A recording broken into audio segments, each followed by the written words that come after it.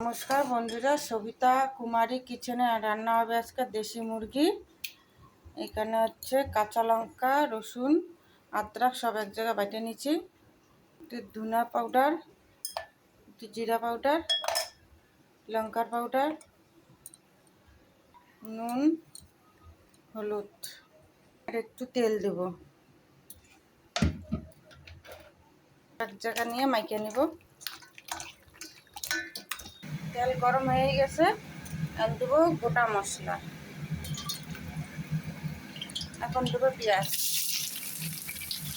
পেঁয়াজটা লাল লাল হয়ে গেছে, এখন চিকেনটা দিয়ে দেবো।